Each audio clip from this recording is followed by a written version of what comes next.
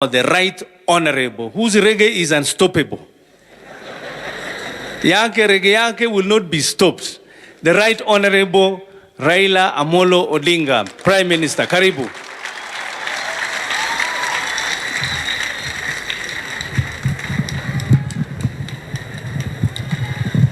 Haya.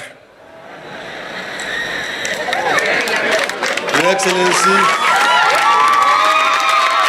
President Uhuru Kenyatta, Mama Margaret, the family of mzee yetu ambaye ametoaga Daniel Toroitich arap Moi, viongozi wote, wananchi kwa jumla. Nilisema jana ya kwamba tunasindikiza kiongozi mashuhuri katika taifa letu. Waswahili husema ati mti kuu ukianguka wana wa ndege huyumba. Maana yake mti ukianguka, ndege sasa kuna mahali ya kwenda. Mzee ameishi maisha mrefu, amekula chumvi. Kwa hivyo tunasherehekea maisha yake, vile yeye ameishi maisha ya kiutu na taifa letu lote ya Kenya. Amefanya mambo mengi zaidi. Nisema mimi nilimwona yeye kwa mara ya kwanza nikiwa mtoto mdogo. Wakija kutembelea Jaramogi alikuwa amewaita nyumbani. Lakini kabla sienda huko, mara mbili nilikuja kumtembelea hapa 2018 April 12. Kuja hapa na Mheshimiwa George Haniri na Mheshimiwa Bruce Hamad Sharif Nasir. Akiwa hapa, kwa swali ya kwanza akaniuliza ati pole, na akaniambia mimi pole ulipoteza kijana yako Fidel. Pili akaniambia nilikuja kwa harusi ya mtoto yako yule mwingine Junior. Alimwahidi yeye ng'ombe fahali na wajaja kuja kuchukua. Mwambie yeye haja achukua hiyo ng'ombe, bado yuko hapa. Sasa Junior atakuja kuchukua hiyo ng'ombe. Mjue na wewe. Tukakaa naye hapo, tukapiga gumzo kabisa. Baadaye tukakunywa naye nyama. Gideon alikuweko na kamketi. Ya mara pili nimekuja mwaka jana. Ilikuwa tarehe 5 mwezi wa 5 mwaka jana. Nilikuwa niambia Gideon nitakuja. Sasa nilikuwa nimechelewa kidogo, Gideon anapiga simu, uko wapi? Nikamwambia I'm on the way coming. Tulikuwa na ndugu yangu Dr. Buru. Tumekuja tena, tukakuja mzee hapo. Na kana yeye akaeleza maneno mengi zaidi yale ambayo walifanya hata na Jaramogi. Kaniambia wengine walikutana na Jaramogi na Orengo pekee yake najua hiyo maneno. Kuna mtu mwingine kabla Jaramogi hajakufa. Sasa ile mara ya kwanza walikuja kule Bondo. Wakati huo walikuwa ni wabunge wa kwanza kuchaguliwa 8 katika ligi kuu. Sasa Jaramogi akawaleta pale wote na introduce kwa watu, akasema mambo mengi juu yao. Sasa mimi natakwambia nyinyi hii mambo ya tiga, ya jirafu. Na Jaramogi tena akaandika kwa kitabu yake. Na nilisoma jana. Akasema namna hii. Manake walikuwa kwanza na mkutano kwa wananchi. We talked to the people of our first experiences in the legislature as their representatives. I said that the council was a huge forest with deep-rooted trees. We had tried to shake the trees, but they were firmly rooted. We needed unity and the wholehearted backing of the people to pull them out. I painted a word picture of each of my colleagues in the council. Muliro, I said, was a sailing boat whose next direction it was difficult for the settlers to assess. Ngala was a young hippo who hid from his father, but went secretly to measure his footprint to that of his father. And on the day that he was satisfied that his footprint was equal to that of the parent, he challenged the father to a duel.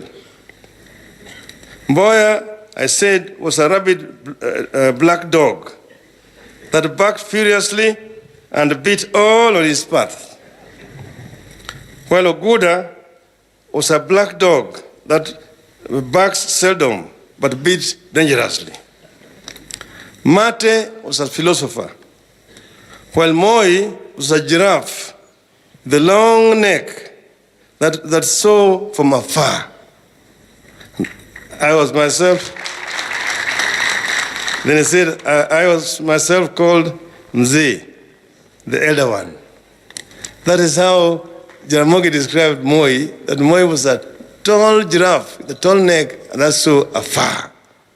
Moi could predict what was going to happen in the future and warn them so that they became careful as they were confronting the imperialists. But they fought very hard at that time against imperialists. They were only 8. They were outnumbered in the Legico. But within a short time, they managed to get an increase in numbers to 14. They became 14, where the others were now added. And that way, they confronted the imperialists and fought for the release of political detainees at that time. Mr. Jomo Kenyatta and his people who were detained at that time. So these were really patriots. If you look at Nyayo, from a very humble background, you go to Sacho up there in the hills, look at where he came from. And he managed to come out from there and join the nationalist movement and become the second president of this country. It's a great thing. He came from poverty. Just like Mzee Kenyatta also came from poverty. Jaramogi also came from poverty. So nobody can therefore talk about dynasty, talk about the family of Nyayo. What sort of dynasty? What is Moi inherit? Moi struggled and died the way he died. These children are also just struggling. They're Kenyans like anybody else. Just like Uhuru Kenyatta is also just a Kenyan.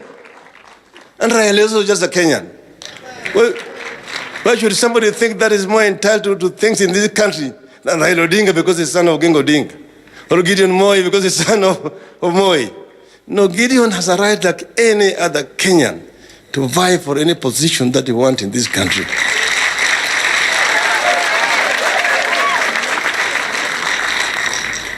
We celebrated Nyayo's life because it was a rich life.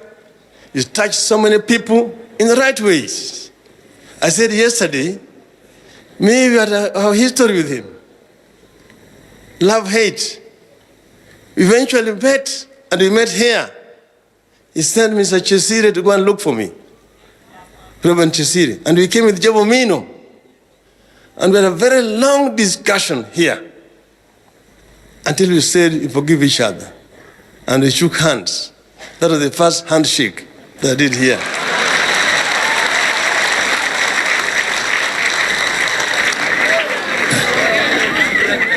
Therefore, as we celebrate his life, we want to send him as a hero of our country. And he was also a Christian, and he has also been mourned as a true Christian. But it would not be right, because you saw when they went to Lancaster House, he went there wearing a monkey's skin, walking there, and the Wazungus looked at them and they looked strange with Jaramogi. And therefore, as we say bye to Nyayo, I will judge this. I must send him off as a true African and say, Yawa parurulo, lo wangetek, yawa parurulo, lo wangetek. E woi gimicham we mari gimodong tokir kigen. Ewoi gimisha maimari gimodong tokir kigen. Choge Joey. Joey. Joey. Joey. Joey.